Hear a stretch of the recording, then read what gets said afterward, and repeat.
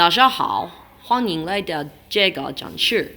我叫 Emma Ryan， 我是中国顶师学校初高中的 PE 老师，也是 PE 的组长。这个展示我们探讨 ELL 学生 PE 课遇到的困难学习使用方法。这些方法可以帮助 ELL 学生提高他们的身体和语言技能。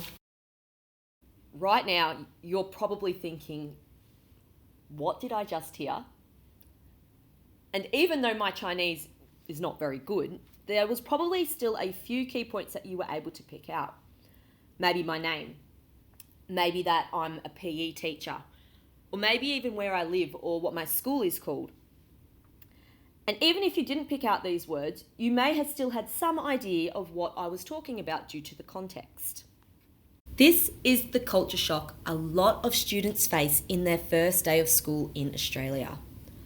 Whilst we might know this, have we completely acknowledged this in our teaching and learning practices? And if we have acknowledged this, have we created bridges to help these students settle in and assimilate into Australian schooling? This is what we're going to question and further explore in today's digital showcase. But before we go any further, let me reintroduce myself. My name is Emma Ryan, and I am a secondary PE teacher and head of health and physical education at Keystone Academy in Beijing, China. Before moving to China, I taught PE and math at schools in Victoria and Darwin from Year 7 through to Year 12 in government, Catholic and private sectors. This is my 4th year teaching and living in Beijing, and I live here with my husband, who is also a PE teacher at Keystone Academy. To give you some context to my teaching environment, imagine you have picked up a school in Australia and moved it to Beijing. This is basically my teaching environment with a few key differences. My school is an international school, so like most Australian schools, all classes and lessons are taught in English. It is not an English language school where students go to learn English. Students have classes similar to students in Australian schools such as math and science, art, PE, and they are all taught in English. My school is an international baccalaureate school, and in PE classes we use the Australian curriculum. So even though I'm in China, my teaching pedagogy is very similar to teaching in Australia. However, most of my students are Chinese. So although I teach in English, and my teaching practices and PE philosophy are very similar to teaching in Australia, teaching mainly Chinese students means I've had to learn about my students and their needs and adapt my teaching to suit their language, cultural and prior schooling environments. So in this digital showcase, we will explore the barriers English language learners face in the PE classroom and the crucial role PE plays in overall language development. I will also share some practical strategies that can be adapted and implemented into any PE class to engage your English language learners to improve their physical and language skills. Many of my examples will focus on Chinese students, as this is a big part of my experience. But I encourage you throughout this presentation to think of your school and your students and adapt and apply your learning into your context. There are activities throughout this presentation, so at these times, please pause the video and take the time you need to complete these activities and then resume once you're ready. So, let's get into identifying barriers of engagement and understanding what some of our students may face. So to begin with, we're going to start by identifying our own thoughts and perceptions about students and their engagement in PE classes. For this activity, you will need to identify a group of English language students that is marginalised or not engaged in your PE classes at your school. So depending on your school, you might have a small number of English language students or you might have multiple groups. It's important as we go through this presentation, and of course when teaching, that we don't group all English language students into one group. There may be similar language barriers that they all face, but why they face these language barriers or other factors that affect their engagement may be different. For example, the Indigenous students I taught in Darwin had very different barriers to the international students at the same school, even though they were all English language learners. You may only have 1 or 2 students in your classes that face these barriers, and that's fine. Think about these specific students for the following activities. Some of your thoughts may have been along the lines of they just don't want to participate, or maybe they're not interested in PE, or maybe they have behavioural problems and that's preventing them from fully engaging in PE classes. There are lots of different factors, and I'm sure your list is a lot longer than that. But when it comes to engagement, there are often two preeminent barriers that English language learners face for engaging in PE classes: a student's prior schooling and sporting experiences, and their English language ability. Most barriers that students face can fall into one of these two categories. So let's start by looking at how prior schooling and sporting experiences can be a barrier for some students when entering an Australian school for the first time. To be able to identify these barriers for these students, we first need to have an understanding of what Australian schooling culture is and how it differs to what your students may have previously experienced. We're going to have a quick peek into two prior schooling experiences of two students that attend Keystone Academy. As we go through these clips, you may find it valuable to jot down anything that surprised you or anything you find strikingly different to what these students experienced at their prior schooling and what your current students experience. Let's start with David. David is a fantastic kid. He is a Year 9 student from a very small village in Nigeria. My school is kind of like, it's like a small building, but it has like a large field, because it's kind of a local school, so they don't need land. And also I had like maybe, we grew up, like as people keep coming, the school like keep growing. Then I had like nine people in my class, but like then, some people sit on the floor, some people sit on the window, like broken window, like some people sit down there too. So like here, no one sits on the floor, like no one, like never. It's kind of, unless you decide like to sit on the floor. If you should sit on the floor, you have to sit with beanbag. Yeah. What Okay, classes? other classes, I had like English, I had maths, I had social studies, I had what we call fine art. Mm-hmm. I have what we call quantitative reasoning. Like quantitative is kind of like wordsy. Yeah. I had verbal reasoning too. Verbal reasoning is kind of like English, maybe OB is dash, other like way easy. Like it's kind of like making you know how to write. Back home we use like pen and writing, but here we use like laptop. Everything has to be online. For me to adapt like here in Keystone was like very difficult, because when the first time I came, the teacher was like, submit your assignment on OneNote. I was like, what? What is OneNote? Yeah, like so I get to like really adapt much, and like maybe our biggest difference is teachers. Like back home, me and my teacher can't talk. Here we can't talk. Like if I should see like here in Keystone, I see Mr. Mackenzie going around like asking students, how was your day, like something about. Back home, if we should see our principal coming, we run away. Yeah, like here is kind of like it's kind of a community. Like you see students and teachers laughing, talking, like having good conversation. Not even about from school talk, but back home, like it's kind of, you must talk about like studies with the teacher. If not, you get flogged or something. So when you say flog, you mean hit? Like beating, yeah. Yeah. Can flog with can or wire, anything possible, like just to make the students like cry or something. Like fun, like if it is fun, yeah, it is fun. It is fun back home, but it's not about fun, it's about academics. So I think here is way more better and way more advanced. Next is Tori. Tori is now a Year 12 student at Keystone and our dormitory council president. Tori came to Keystone in Year 9 from Chinese public school. Okay, so it starts from 7:30 and ends around 5:30, and there's not really any after-school activities that you could participate. It's just the school, and when you're done with your last class, you go home, and that's it. And when I go to school in the morning, it's like around 7:30, and my class is around 45 people. So it's a big class, and the learning is in general passive because there are a lot of people. You don't really have the chance to make a roundtable discussion. So it's what the teacher tells you, you write it down, and you kind of reflect it, what you've learned, what you've heard, you write it down in the test.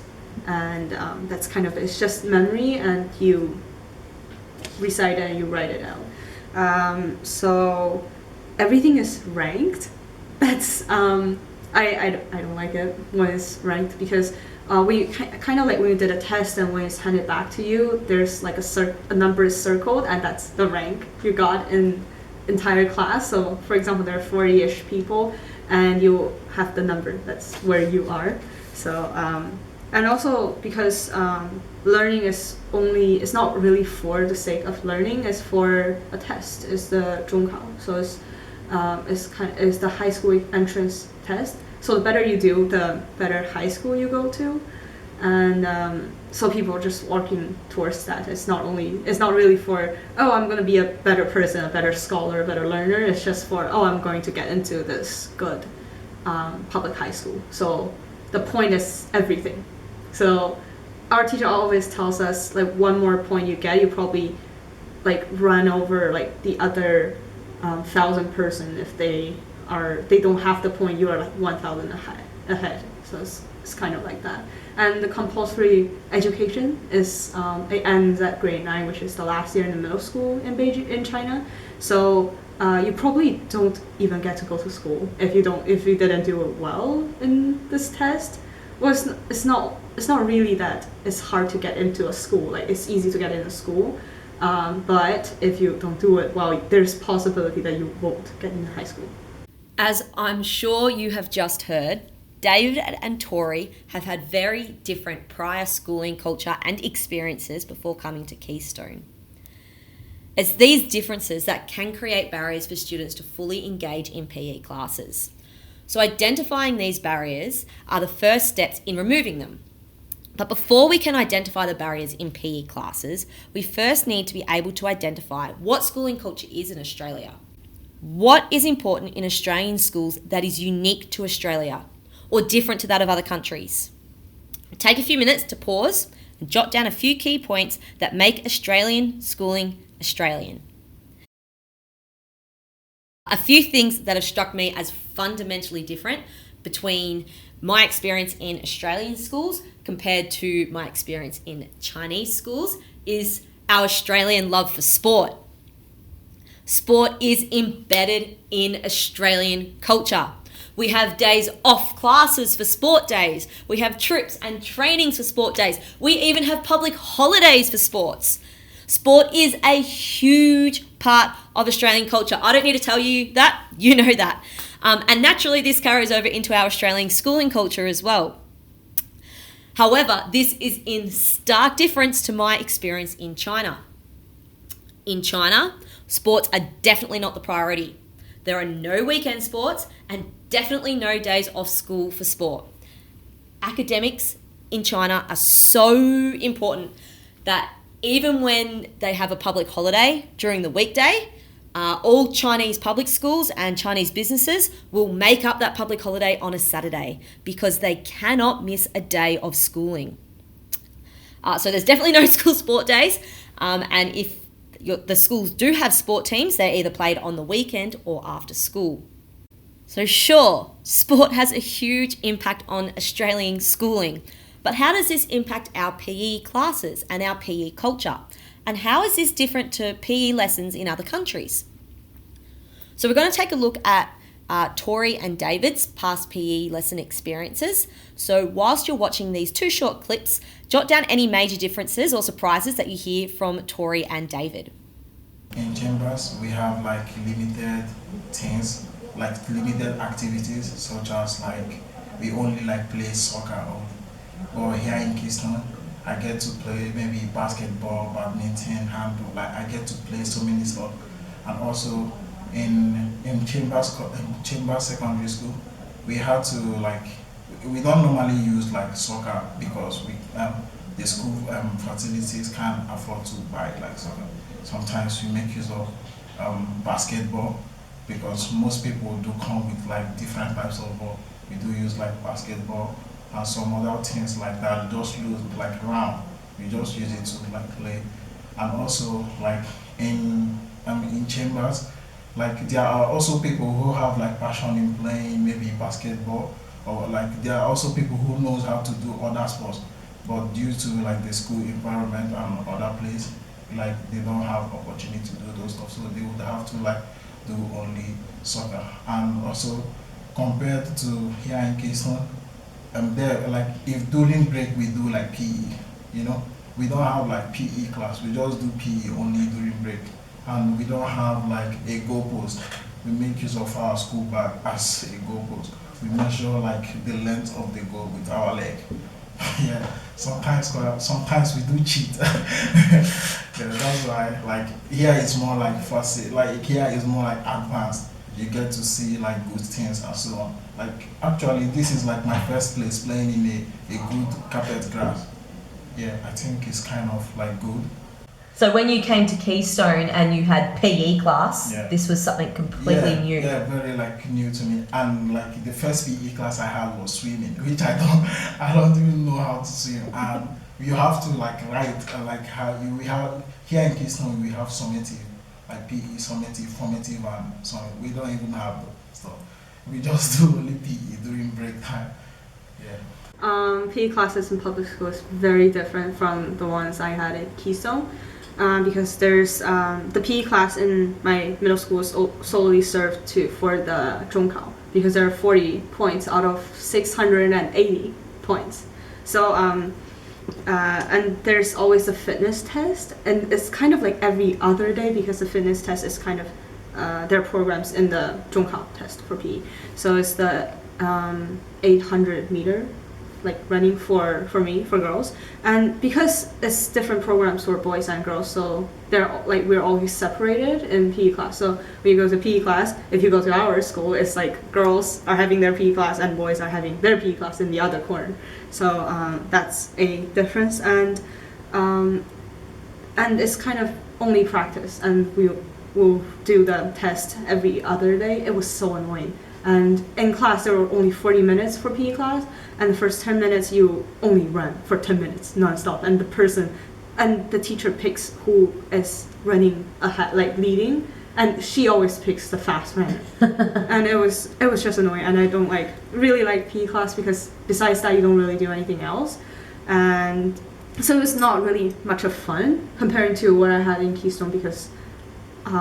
Here I get to play sport, like different kinds of sports. And before I came here, I never really played any sports. Like never played handball or netball or like touch rugby. That's great fun. It's like in public schools PE class, there's no actual like sports. It's just fitness. It's more like fitness class, not really like PE. You get to choose what you want to do or you want to learn, and yeah, it's just not as well comparing to what I feel here, because here you not only learn sports, you also learn about strategies and corporations and a lot of ATL skills that you don't really get to learn any when you're just doing the fitness. And there's also a ridiculous recess. So it's recess you do like a kind of, I don't know, like a set of movements.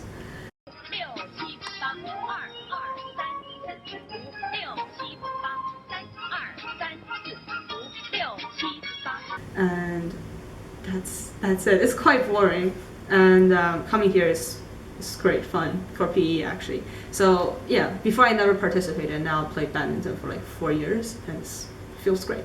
I don't know what your thoughts are on those two videos, but the more I learn about PE lessons in different cultures and different countries, the more I am gobsmacked about how truly different PE is around the world, and also how well we teach it in Australia.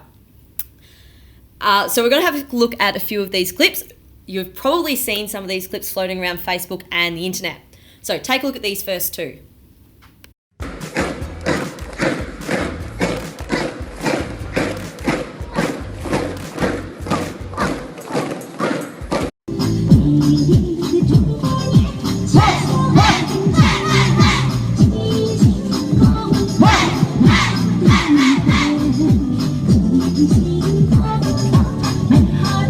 I know when I first saw these clips on Facebook, it gave me a little bit of a chuckle because I was like, yes, this is so true. This is exactly what they do in PE classes. But what was really interesting for me was seeing what a lot of people had commented underneath on the videos, and there was a lot of comments about like, oh, imagine if we could teach our kids this, or our kids couldn't do that, or this is so cool, we should try this. And for me, that was quite interesting because I've seen the other side and what these kids do. And yeah, it looks impressive, with 5-year-olds being able to do that. And, as if we'd be able to make our year 8s in Australia copy the principal's dance. That's almost laughable. But the reality is that this is PE in some schools in China. And this is their only form of PE. So you might question, why would they do this for PE? And this teacher, the principal of the dance, let's have a quick look at his clip.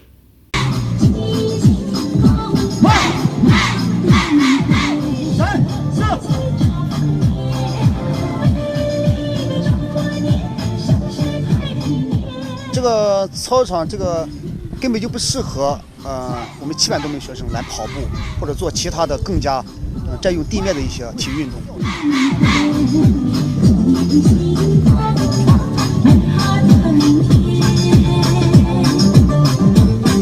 移入到学校的话，在这个动感音乐的这个带动下，孩子肯定喜欢，所以我就跟着去偷学了，就偷学了。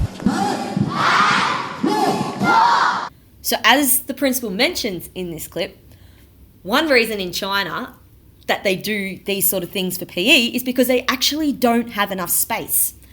Class sizes are huge, between 50 to 60 kids with only one teacher, and they probably only have a small sport area, maybe one basketball court or maybe one small field, and they're probably sharing that court or small field with 4 or 5 other classes. So there is no room to do anything else or other equipment. So in China, PE is also very health and performance based rather than conceptual and game sense based like it is in Australia. PE in China is about developing fitness and staying healthy. If you ask a Chinese student, they will be, oh, I'm being healthy. PE is about being healthy. Ask them to define what healthy is, and it's quite difficult for them to define that. In China, it is required that all students do 30 minutes of exercise a day. And yeah, that sounds great. It's fantastic that kids get movement. Yes, that's what we want. And some of us may do that in our schools already. And I applaud you. That's fantastic. But in China, this is their PE class. This is their only PE class. So if their 30 minutes of movement is doing this dance from copying the principal or standing on the spot, bouncing the balls and swapping them, that is their entire PE experience. They will stand in the one spot for 30 minutes and do some sort of exercise. There's no development of game sense, no development of critical thinking, and definitely no application of skills into games or transfer of skills amongst sports. Personally, I could go on forever about PE in China. It's quite an interesting topic. If you ever get a chance to go to China and see a PE class, I highly, highly encourage you to do it. It is extremely different to anything we do in Australia, and it's quite an eye-opener. So if you ever get the chance, I highly encourage you to do that. But yeah, so this is PE in China, and the reason I'm showing you this is if you've got students from China, this is the only PE that they have ever done. If you've got students from other countries, their PE may be very different to what it is in China, but what is their PE? How is it different? Because it's highly likely that it's going to be very different than the way you teach your PE classes in Australia. So thinking about what we've just spoken about and also hearing from Tori and David, pause the video and jot down some barriers that you think your students may face when coming into their first ever PE class in Australia. What are some previous schooling experiences that would create barriers for these students? What other barriers would these students face when trying to assimilate into Australian culture? So pause the video now and jot down a few ideas. Now that you have identified some barriers that you think these students may face, I would highly encourage you to go back with your team, your PE team, and sit down and define what your school PE culture is. Defining your current PE culture will help your team identify barriers to participation for English language students at your school. Don't use this exercise as, oh, this is what we want our PE program to be, or this is what we believe as PE teachers. Think of it critically.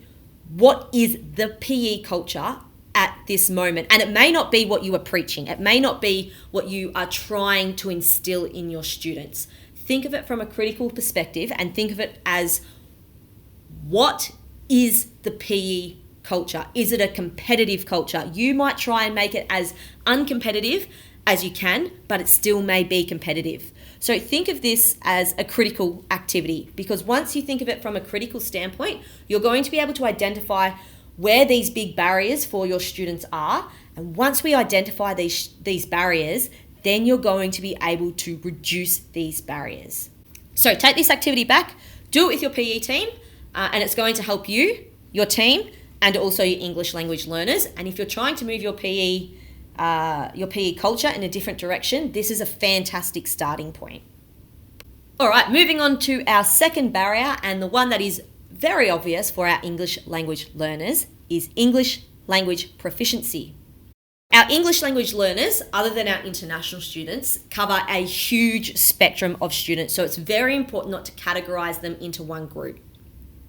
These students could be at one end of the spectrum, where they have been in Australia for a very long time, have had consistently good schooling, but speak another language at home other than English. So therefore their listening and writing and speaking ability may be a little bit lower of that of their peers. However, at the other end of the spectrum, you may have students who have only recently moved to Australia, have had minimal or disrupted schooling, and who know very limited English or understanding of school environments.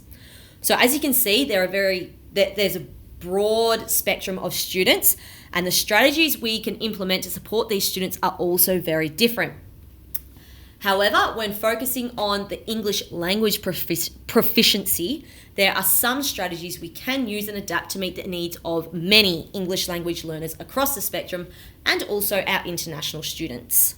So why is understanding about English language learners important? Because as a multicultural community, our students come from so many backgrounds and walks of life. As teachers, it is our duty to support all of our students with whatever assistance they need.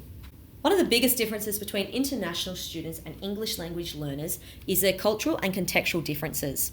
Even though some of your English language learners may show traits and tendencies of their family's country of origin. Yeah, cool. But I'm the PE teacher.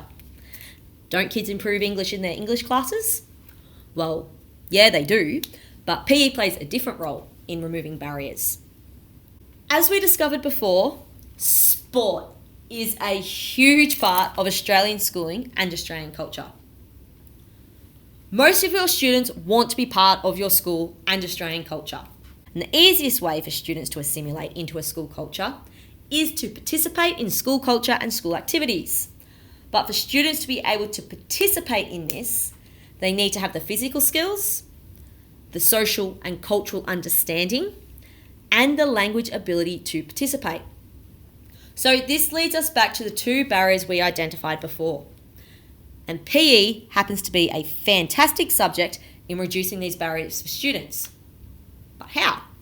The two key roles of a PE teacher for these students is to reduce the language barrier to engagement and also reduce the physical and cultural barriers to participation. Physical skills are an access point to Australian school culture. And of course, there's no better subject for students to be able to develop their physical skills, their social skills, and their teamwork skills than in PE. These skills are essential for students to be able to assimilate into Australian school culture. And we know that we teach these skills explicitly in PE. This is because sport transcends language barriers. We see this all the time. People who don't speak the same language, playing the same game. It's the same game, we play by the same rules. For decades, Sudan has been under the grip of a fierce civil war, Every day, hundreds of thousands of displaced Sudanese civilians are making the treacherous journey to neighboring countries. My name's ELL. Both my parents are Sudanese. My family was lucky enough to be able to go to a refugee camp in Kakuma. That's where me and my younger brother were born. I still remember to this day where we'll get little balloons and wrap, all clothes around it until it looks like a soccer ball and just kick that and just play.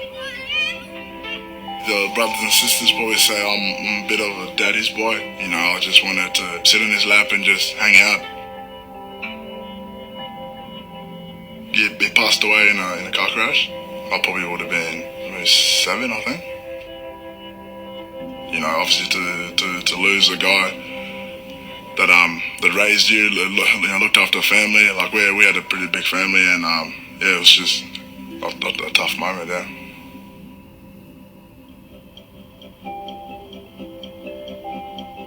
I didn't even think another place existed. It was just a bit of a shock. Where am I? Like, are we meant to be here? You go to school and don't know English. The only way you could communicate with people was just through sport. Like, a kid would come up to you and say, "You want to have a kick?" And you're sort of like, "Yeah, okay." My second week at the Aspley Hornets Football Club, coach's advice was like, watch a couple of these games and see what it's like. One of them was Nick Nanu taking a big hanger, and I was like, that's pretty cool. Like, I didn't know you can do this in the game I'm playing. I'm not allowed to do that. Yeah, as long as you grab the ball, you can do it all you want.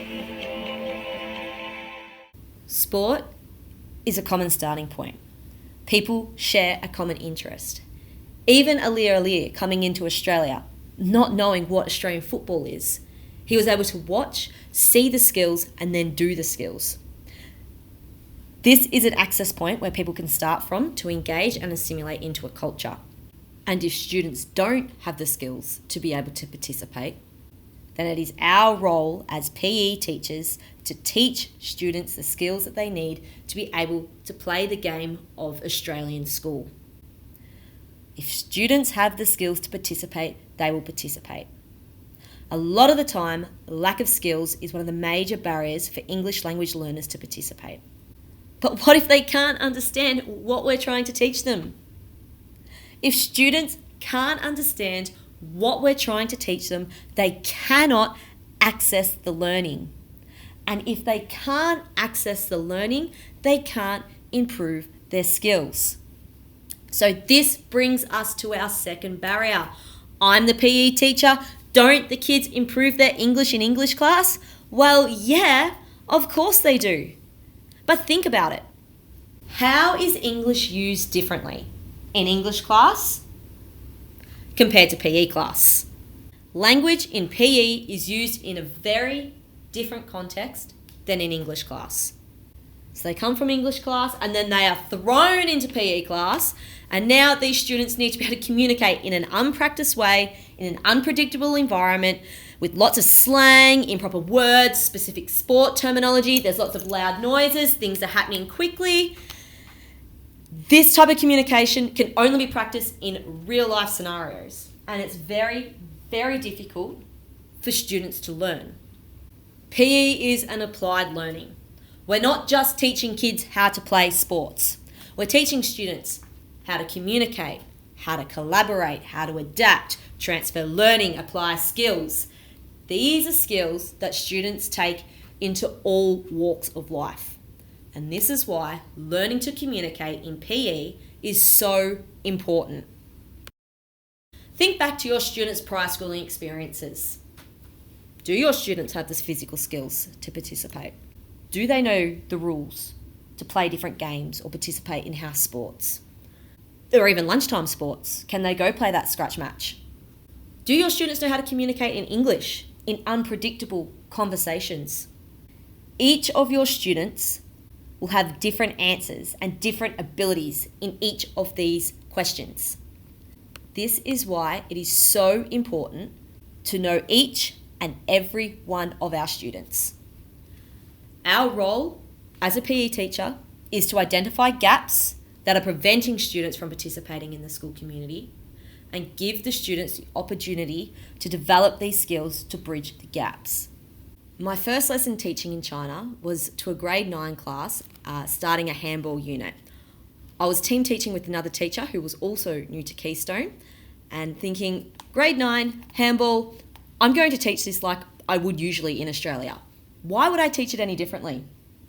More than 3/4 of my class had come straight from public school, and this was their first ever lesson at Keystone. So think back to the videos we watched previously of the principal dancing with the students and the kindergarten students bouncing the basketball. This was the extent of the PE classes that my students had previously experienced. I didn't know this, and I hadn't acknowledged this. The students came into the classroom and they sat in 2 rows. The girls sat in the front row and the boys sat in the second row. And I was thinking, what is going on here? To me, that was quite strange, but to the students, that was what they'd done previously at their previous school. So anyway, I start getting into the lesson. Okay, grab a partner, grab a ball. Let's start with some simple throwing and passing. The students sat there. Some of them slowly stood up. They sort of wandered around a little bit and they were whispering to each other. And I started getting frustrated. One kid picked up a ball and almost all the boys started following this one kid with the ball around. I was like, what is going on? Why aren't these kids listening to me?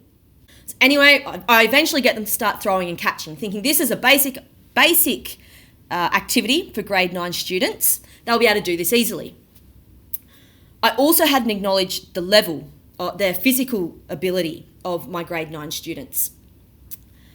My grade 9 girls especially, they were probably at about a grade 2 or a grade 3 level, and this was by no fault of their own. They had not been taught how to throw or catch a ball. Some of them didn't even know how to hold a ball.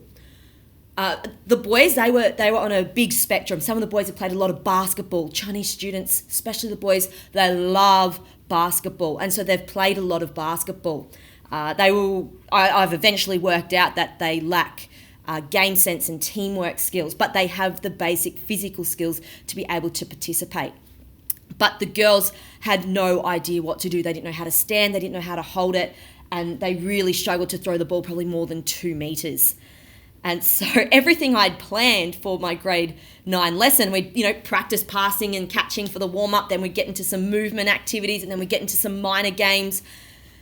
And I had some kids that couldn't throw and couldn't catch, and this was probably more than half of my class. So with more than half of my class not being able to throw and catch, the next activities I had planned were going to be very, very difficult for these students to do. It was an absolute disaster. I didn't know anything about the students sitting in front of me. I didn't know their backgrounds, their abilities, their English abilities, and it probably took me about 3 lessons to work out that they couldn't understand my accent as well. The more I got to understand my students, where they come from, what they had learnt in previous PE classes, the more I was able to develop strategies and lessons to fill in the gaps, to support them to reach the level of learning that they were trying to achieve. So it's important to know your students, but don't just group them. Don't group them into international students or ESL students or Chinese students. They all have their own strengths, their own weaknesses, their own personalities. Even though they may all have some similar barriers, such as their English language ability, between those students, they will all have maybe different physical abilities. So it's important that you know each of your students individually. So now that we have identified some barriers our students face, how do we help them? So I'm going to go through quite a few examples.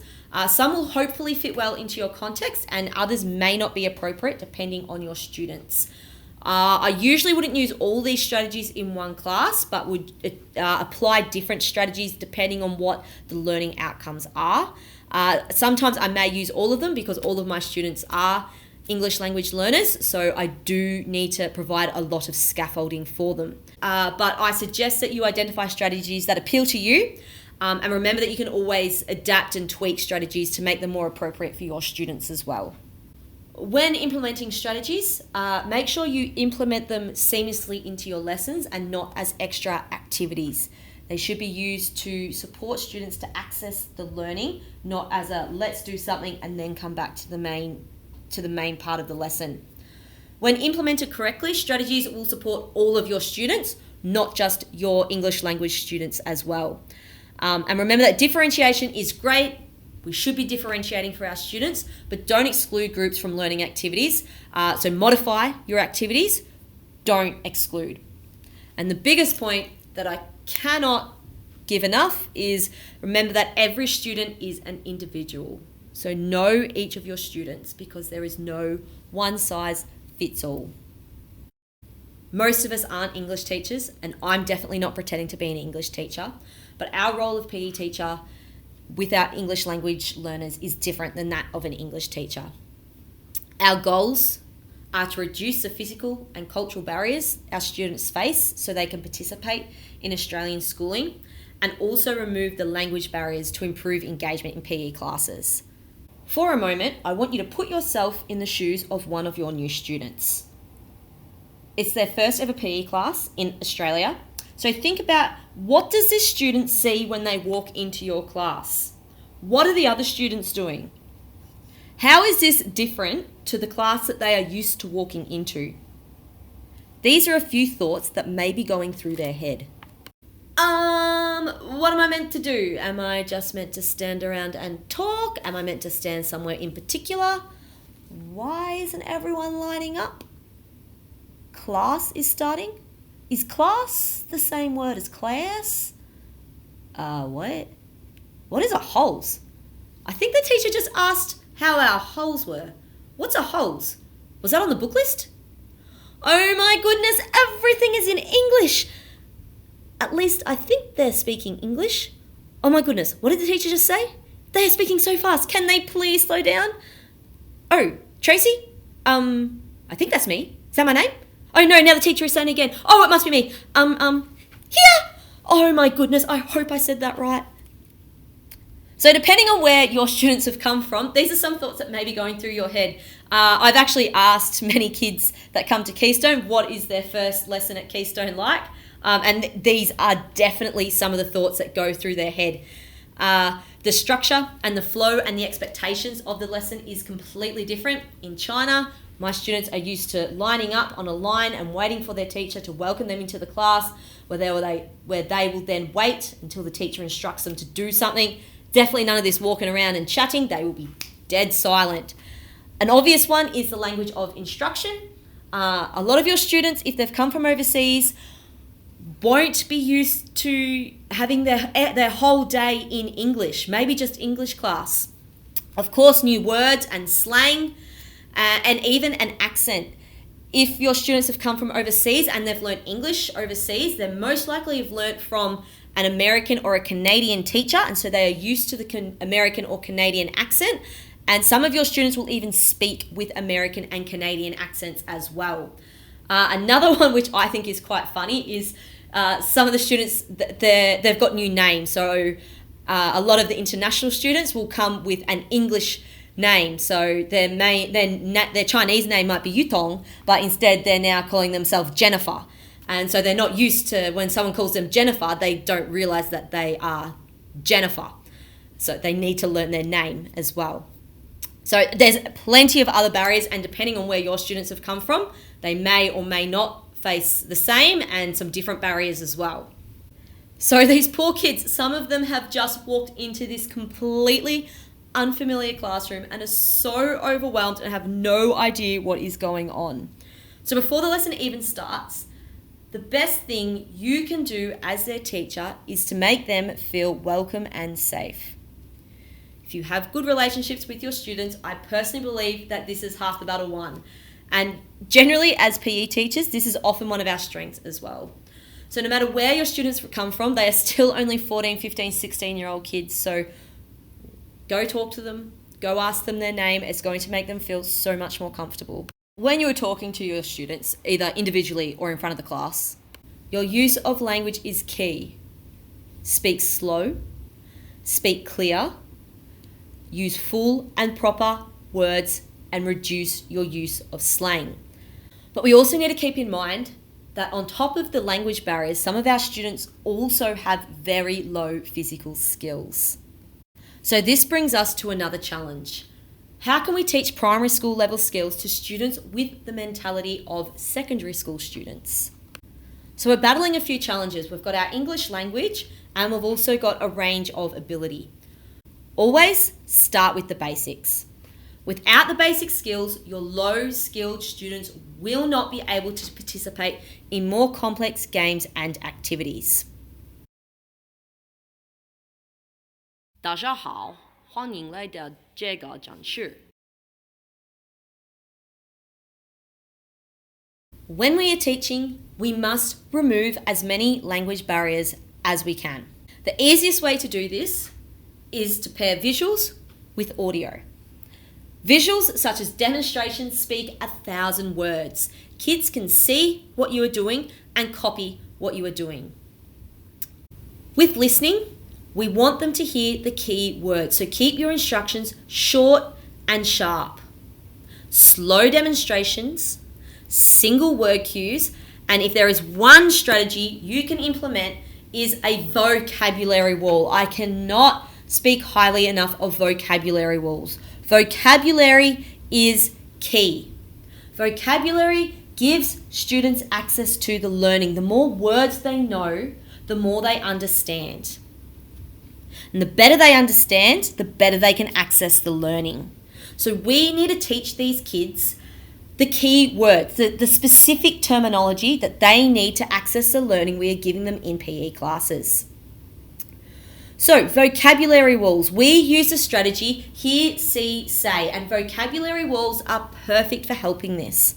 So if this is a topic that maybe you do a lot throughout the year or it's repeated across different grade levels, you might decide to put something more permanent on your wall. So for like our interpersonal skills, we are always talking about interpersonal skills. So they are physically stuck on our wall. But for something like floor hockey, this is only a year 8 unit.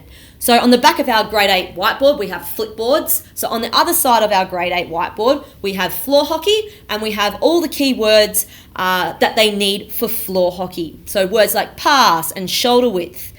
And I will go through an example of how we use these in class as well. But with the hear, see, say strategy, this is how students learn new words. And if they can learn these new words, they're going to understand what you are trying to instruct, and then they're going to build up their vocabulary and build up the confidence to have enough words to ask questions, which is of course going to further their learning again. So hear, see, say. So when we are talking, students will hear the key words. If you want them to learn a key word, you need to say it clearly and slowly. They will hear it, but what they hear is not always correct, as shown in some of those previous examples. Writing it on the board allows students to see what the sounds are. They can see what letters are in the word and what are the key sounds. So once they hear it, then they can see it. And then hopefully the last step is you want to see kids sitting there mouthing the words. If they are sitting there openly mouthing the words, they are trying to get a feel of what that word feels like in their mouth. So when they go to say it out loud, they know what it's going to sound like. This is the key to hear, see, say. Every opportunity you get, give your kids the opportunity to hear, see, say, even if that say is just quietly to themselves while they're sitting on the floor. So this is what vocabulary walls and simple word demonstrations look like, and this is a really good technique to use with your English language learners. The first skill we are going to learn is going to be how to pass. So you need your hockey stick and you'll need one hockey ball.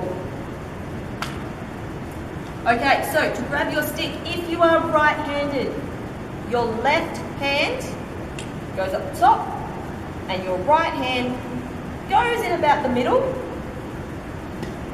so that your hands are shoulder width apart. They are as wide as my shoulders. Okay, so this is how we grip our hockey stick. This is how we hold it. So to start with, shoulder width, feet, shoulder width. You're going to be behind the hockey ball That's so you can touch it.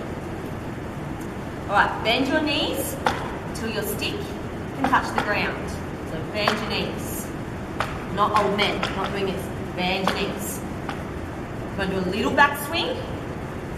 Step towards the ball and push the ball. Now look where my stick is pointing. So starting shoulder width apart, side on, step to the ball, back swing, follow through. Shoulder width, stick on the ground. Step, back swing, follow through. Shoulder width, bend your knees. Step, back swing, follow through. This is what I want you to say. Shoulder width, bend your knees. Step, back swing, follow through. Shoulder width, bend your knees. Step, back swing, follow through.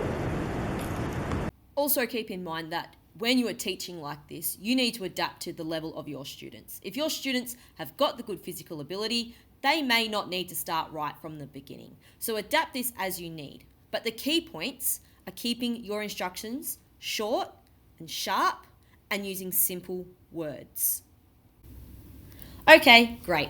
We've given our instruction. We've helped our English language learners access the learning. Now the kids are going into the passing activity. Simple pass activity. Some of our kids have been doing it for 10 minutes. They're still learning how to do it. And other kids have picked it up in 2 minutes. How do I help these students? Now the first one we would do would be to have mixed partners. So 10 passes, sit down once you've done 10. Which partner's got it the fastest? Okay, move on to the next partner, and constantly swapping partners. Now a couple of things that this works for. This works for your low-skilled students because they get that lots and lots of practice, heaps of practice. Your top students are coaching your lower students because they want to win. They want to get that 10 passes, and if they are with someone that's not as good as them, they're going to try and give them perfect passes and help them improve their skills so that they can still win. During these activities, this is when it's a great idea for you to be working with your lower students. So walk around with your lower students and give them the attention that they need. Another way that we differentiate this is we will give differentiated task cards. We use a lot of task cards.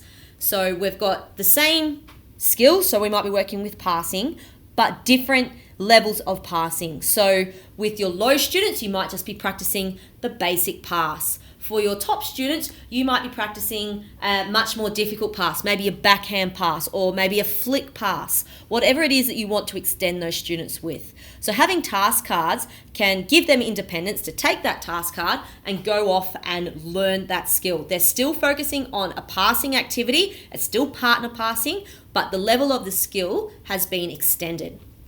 Another idea which we love in our older year levels is to turn the activity into a skill acquisition activity. And this is when your top students really have to understand the different parts of the skill.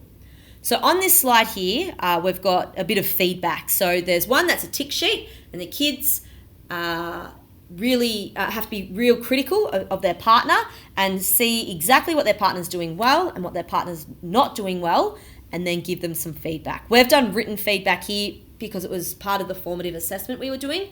Verbal feedback works just as well. In future lessons, we like to establish a warm-up routine which is student-directed, and the students take responsibility of it for themselves. So at the start of every lesson for 10 minutes, the students go into passing activities. And it's student choice with differentiated task cards. So a bit like what I spoke about before, we'd have the same activity. So if our lesson is on passing, we might have 3 different passing activities, and the students choose what level they want to practice at. And they know that they're at it for 10 minutes. They come to class, grab a stick, grab a ball, go to their level, and they practice that activity. This is a really good opportunity for you to work with your lower students to bring up their skills so that they can then participate in more advanced games.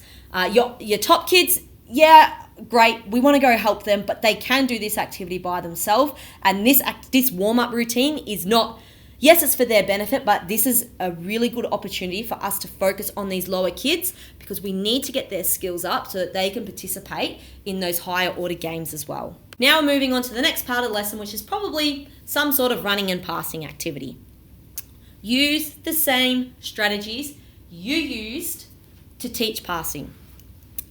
Demonstration in the spot you want the students to do the activity in, single word cues, and vocabulary walls. Use the see, hear, say strategy.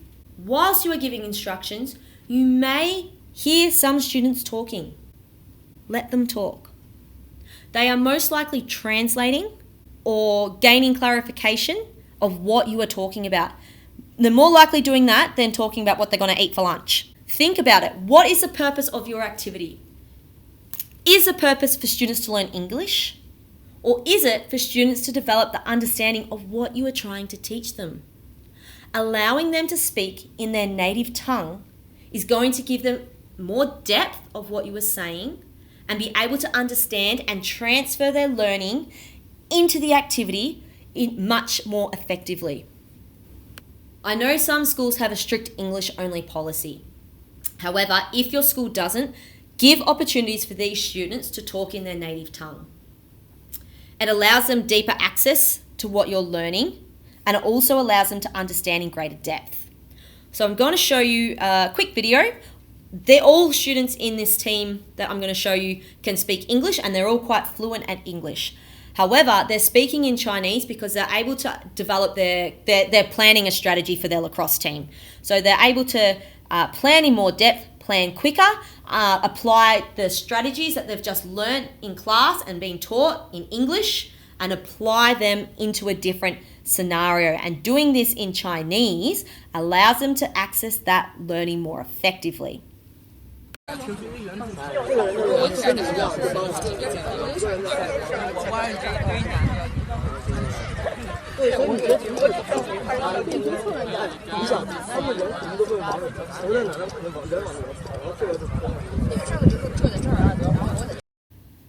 Allowing students to talk in their native tongue also allows all students to participate.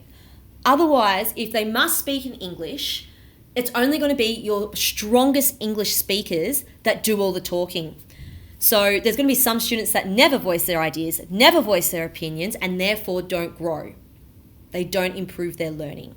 So by allowing them to use their native tongue, they are able to express all their thoughts, and all of them are put on the same English playing field, and all students have got that opportunity to express their understanding. The next activity we would probably move on to would be some sort of minor game where we are teaching game sense. So again, using the same teaching strategies. Demonstration, single word cues, and a vocab wall. Show the movement concept used in a familiar sport. If you've got access to a smartboard or a projector, this is great. Again, demonstrate the game with single word cues and rules. And write the simple rules on the board and keep the board near the game so students can refer back to it. Then coming into the lesson closure. And I will always finish my lesson with a verbal or a written exit ticket. And this is really important for your English language learners because it checks for their understanding of what they've learnt in that day. They use new vocabulary. They become more comfortable speaking in English, and it also develops their English as well. Let the students have access to that vocab wall. You stand next to the vocab wall and ask them. I would encourage you to do it verbally first because in PE, verbal communication is key, and these students often don't have the confidence to speak out loud. But let them look at the vocab wall. It's not giving them the answers. They need to be able to use, all the vocab wall is doing is giving them the words. They need to be able to understand what the words are and put them into sentences. So let them have access to the vocab wall. Ask them the question, give them time to think because they will need to formulate their answer, and they may not come up with a very detailed answer, but if you can read through or listen through what they are saying and they are using space in the right context, great. Another way we can use vocabulary walls or resources is with command terms. This is probably more applicable for your older students or in health classes where students are asked to explain, evaluate, analyse, or whatever the command term is. We know as teachers what these words mean, but our students, and especially our English language learners, may not. So at my school, we have created bilingual command term cards that we use every lesson when we ask questions to students, and we also allow our students to use these during assessments. These cards don't give students the answers, but it does support them to understand how to structure their answers and what detail needs to be included. Having it written in their preferred language also prevents them from having to memorise every single command term in English, which then supports them to know how much detail or what type of detail is needed in the answer, so then they can display their full understanding. I've included the cards that we use at my school as a resource as well. I do apologise that they are only in Chinese, but hopefully the idea of the cards may be something your school could look at, getting translated into the language that your students need. But even just having the command terms in English can support your students as well. Think of them like a formula sheet in maths. A formula sheet prevents students from having to memorise every single formula, but it doesn't give the students the answers. These command terms that we've taken these straight from the IB NYP PE guidebook, and we've altered them into student-friendly language as well. So these are a few strategies that can be used with English language learners and English language learners that also have low skills. There are two more strategies I would like to share with you. The first one is translanguaging.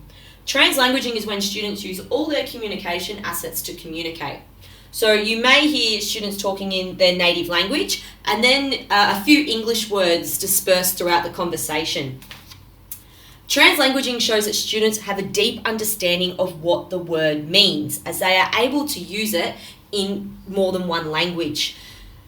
When we hear students use English words that they've learnt in class dispersed throughout a conversation they are having in their first language, this shows that they actually have a better connection with that word in English than they do in their native tongue. The second strategy is using bilingual word walls. If you have a large group of students that all speak the same language, using bilingual word walls or other bilingual resources can be really helpful for these students. Drawing on a student's first language supports what they already know in their first language. So rather than reteaching them everything in English, we can draw upon what they already know from their first language. Using bilingualism can also help students access what you are trying to say. So think about if you were explaining a sentence and there was one word in that sentence a student didn't know, and that was preventing them from understanding most of what you were saying. If they were able to get that one word translated into their language, then all of a sudden they can understand the majority of your sentence and then access the learning that you are trying to teach them. Bilingualism may not be something that is appropriate for your school setting, but if you do have large groups of students that all speak the same language, it could be something that your school could look into. It's something that we use a lot at our school, and it is something that is very, very useful. So to summarise the strategies we went over today: slow, clear speech when you're talking and teaching students. Pair this with clear demonstrations using single word cues. Remember, vocab is key. The more vocabulary the students have, the better they can access the learning. So use vocabulary walls and, if appropriate, translate some of your key words into your students' language. Where appropriate, allow students to use their first language, especially when working in small groups. But after they've been talking in their first language, get them to summarise their learning in English. They need to be able to tell you what they have just spoken about. And when asking students questions, pause and allow thinking time. They will need to think of their answer before they can tell you their answer. Thank you very much for tuning in and listening to this presentation. I hope it has been helpful for you, and I hope you can implement some of these strategies for your English language learners. If you would like any further support or you'd like to reach out to me, you can get me on email or on LinkedIn as shown on these slides. Thank you very much and have a great day.